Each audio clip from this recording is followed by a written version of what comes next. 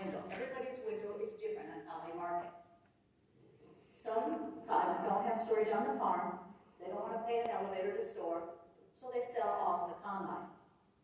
Well, there's your window. It says when that crop's planted, you know by the time you're going to be harvesting, you now best have that crop sold, or at least the percentage of what you need to be having sold. The next one is, do you store on the farm?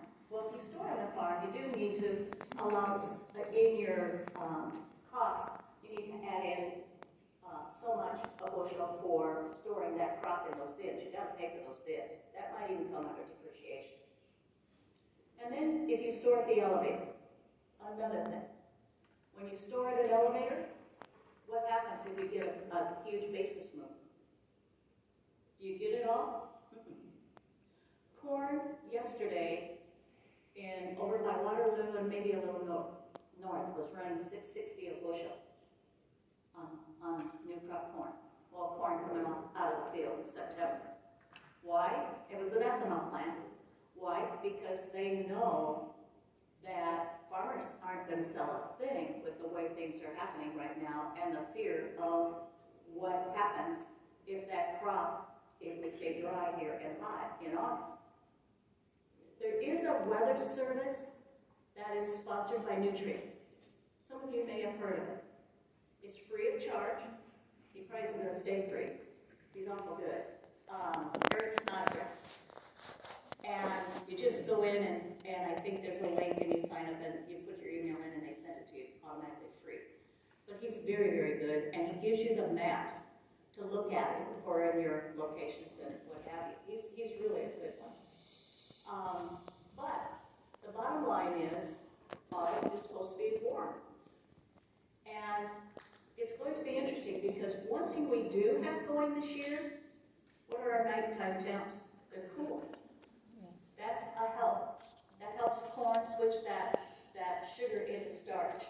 So that is a godsend. What else do we have going? Dews in the morning.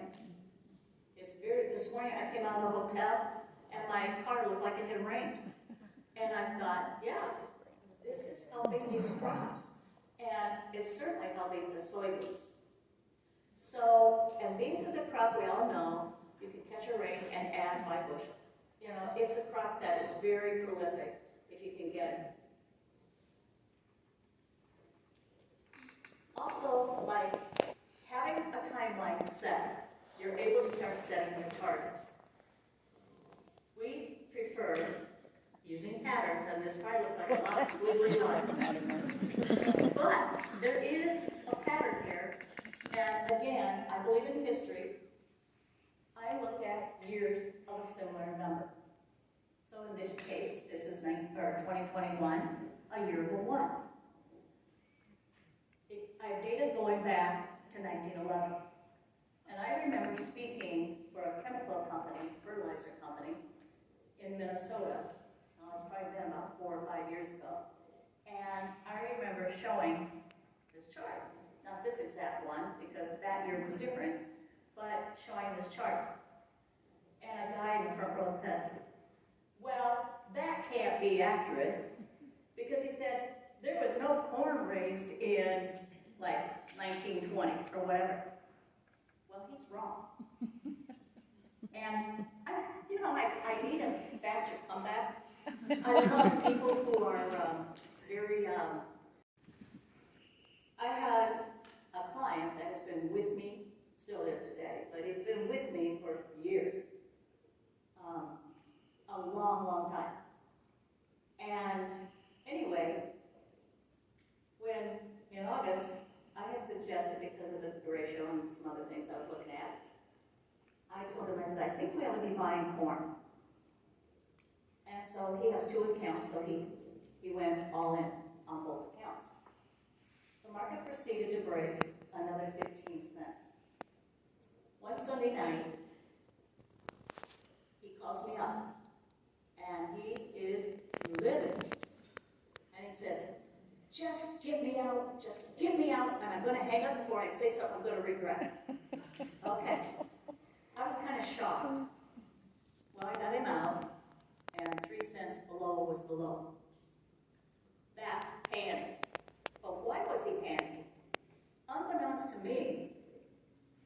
a Texas hedge on. It's where a Texas hedge is where you've got so much of your property, you turn around and you're buying more. That's kind of Texas hedge. Well, this guy, about a month later, he didn't call between that time. Finally, a month later, he calls me.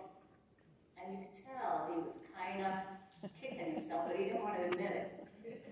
And he said, he shared before he hung up, and I wish he'd have told me this sooner, he had 2 years' crops of corn in the bins and all of the previous year's beans and hadn't sold a thing.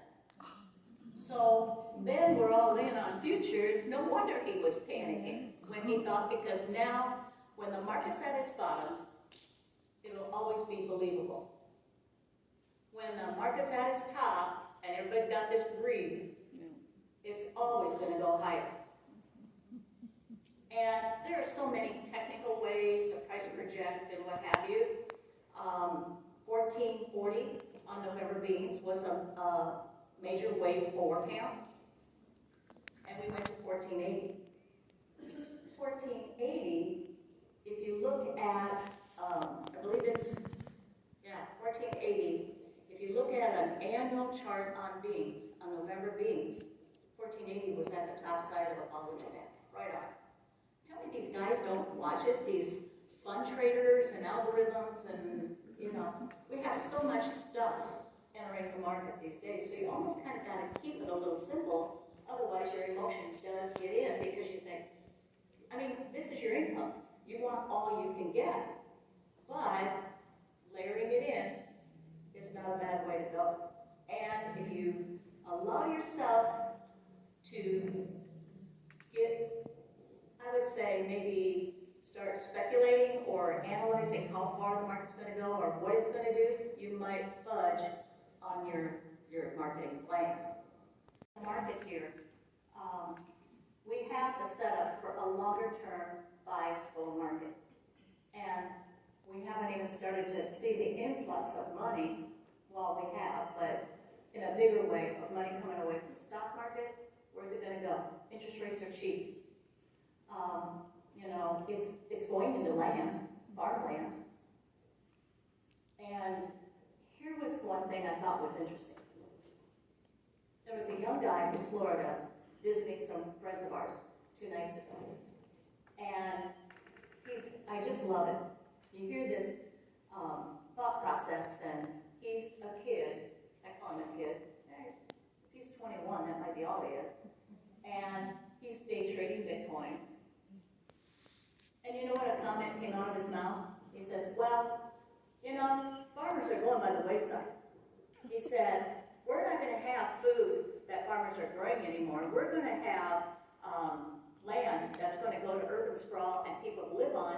And so evidently there's some fund he knows about that he's investing in, because they're going to have food now that's made by a computer and you name it. Boy, that sounds appetizing. But, I had to listen to this kid, and I thought, and I was telling my assistant about it, because she's 29. And she said, that's that mentality. She said, that's how they think. And I thought, I don't agree with them, and not because I'm as old as I am. I just feel farming is here to stay. And if anything, we would be seeing all the technology and the money going into it if it wasn't. But he's going to learn a few things too. Any questions?